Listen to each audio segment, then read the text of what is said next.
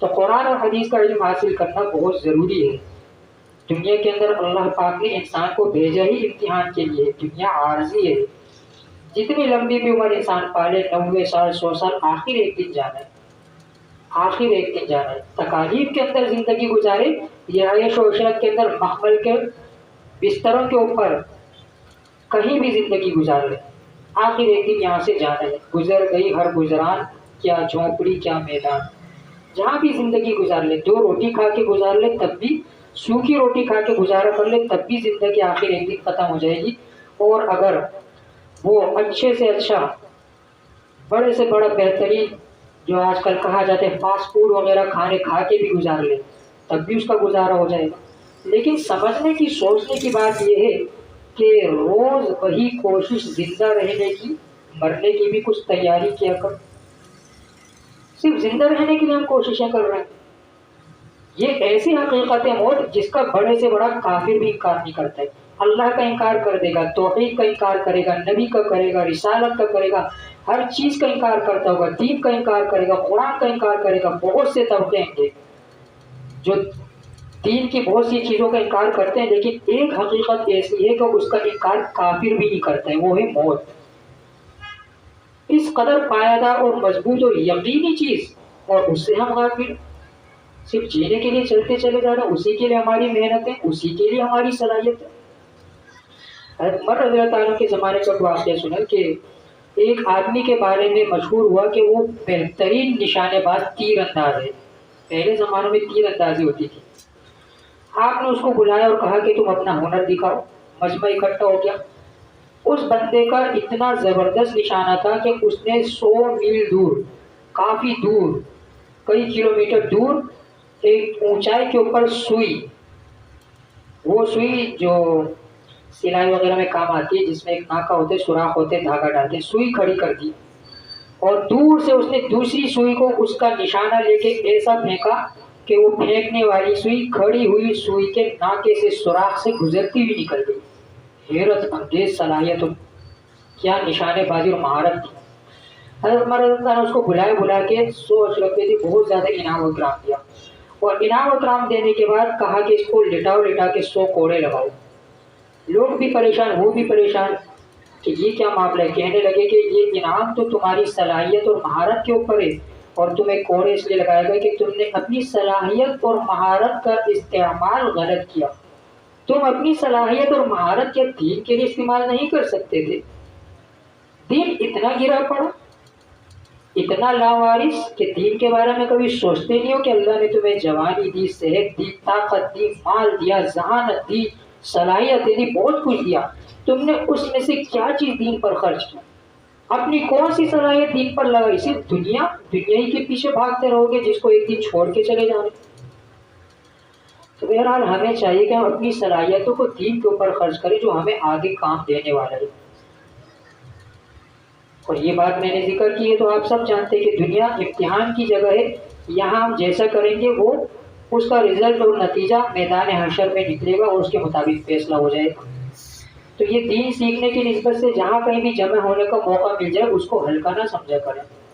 لا تحقرن من المعروف شیئا، ہمارے پیارے نبی نے ارشاد فرمایا کہ نیکی کے کسی بھی کام کو حقیر اور کمتر نہ سمجھو۔ یہاں تک کہ آپ نے ارشاد فرمایا کہ اگر صدقہ دینے کے لیے تمہارے پاس بہت زیادہ مال و دولت نہیں تو تم کھجور کی ایک گٹھلی مثال کے طور پہ فرمائی کہ ایک چھوٹی سی اتنی سی چیز بھی اگر تمہارے پاس ہے وہ صدقہ کر سکتے تو صدقہ کرو، وہ بھی تمہیں جہنم سے بچا سکتی ہے۔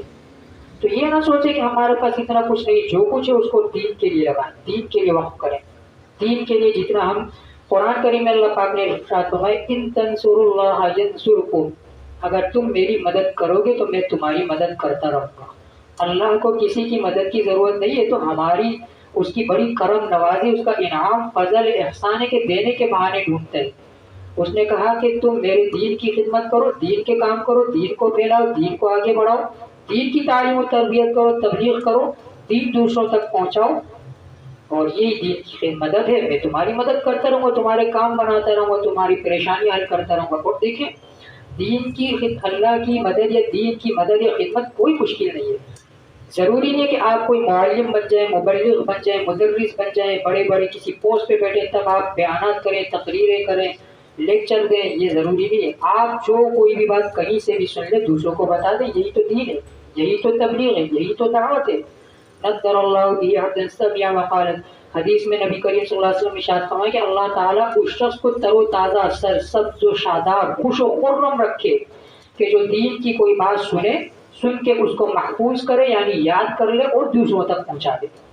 کتنا آسان ہے تبلیغ، دین، دعوت، کوئی مشکل نہیں، ہر انسان کر سکتے ہیں۔ ہم صبح سے شام تک کسی بھی مجلس محفل میں بیٹھ جاتے تو ہماری فضول لایانی، غیبت، ادھر ادھر کی بات چیت ہوتی، دنیاوی باتیں ہوتی ہیں۔ کیا ہم، اور کوئی مشکل نہیں ہے کہ ہم بات نہیں کر سکتے، ہم نے سیکھا نہیں۔ بھائی اللہ کی بڑائی کرنا کوئی مشکل ہے؟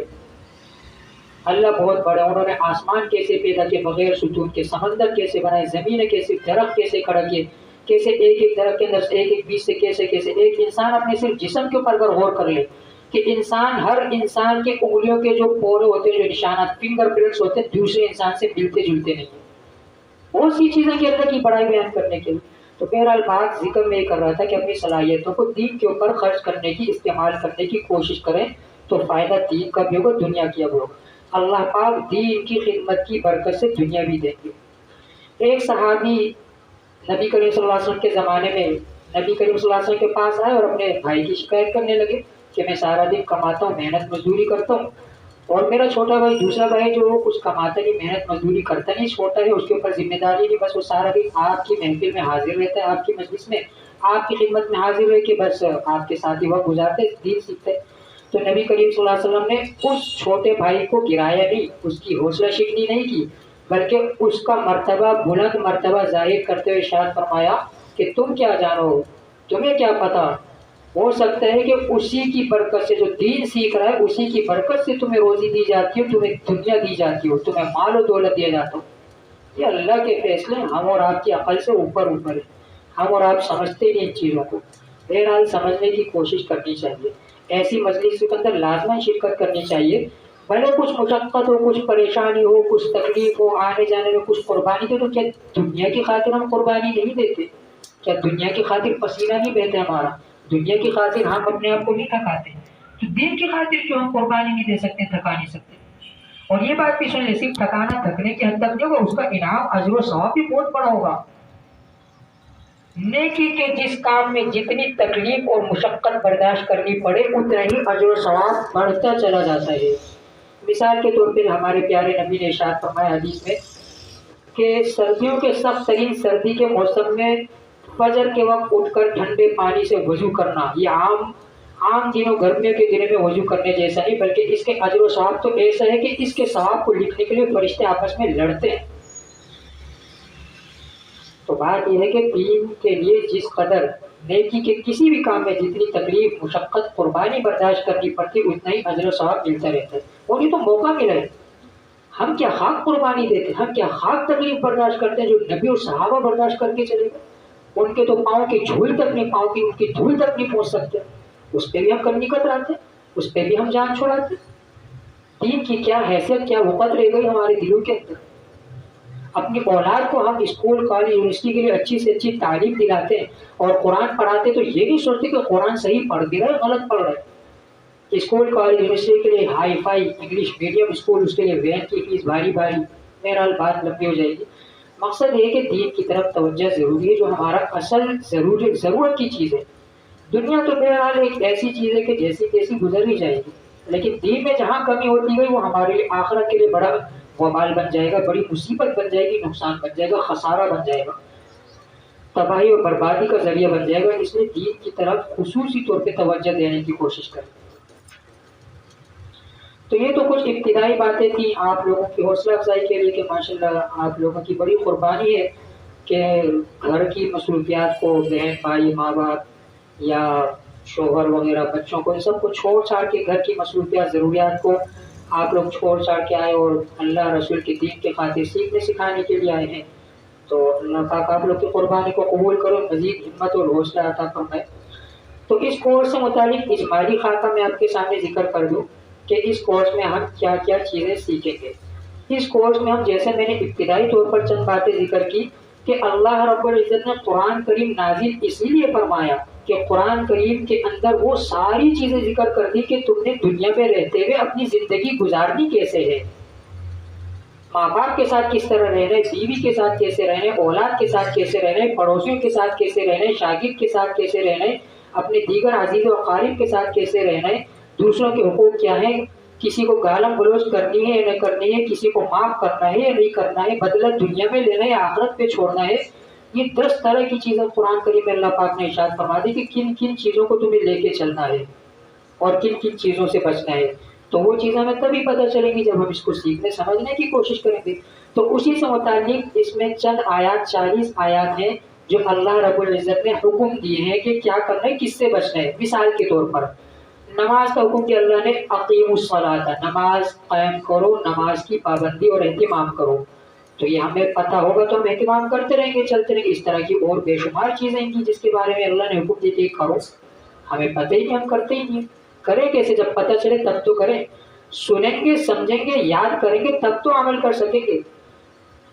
مثال کے طور پر اگر یہ اس کمرے کے اندر بلب، سیور یا پنکھا، اس کے بٹن موجود ہے، آپ میں سے کسی سے کہا جائے ایک ہی دفعہ ٹچ کر کے پنکھا کھولنا ہے، آپ میں سے کسی کو نہیں پتا تو لازمی بات ہے وہ غلطی کرے گا، 50 بٹنوں میں سے ٹک ٹک ٹک ٹک کھولتے ہی چلا جائے گا، 10 12 15 بٹنوں کے بعد پنکھا کھلے گا۔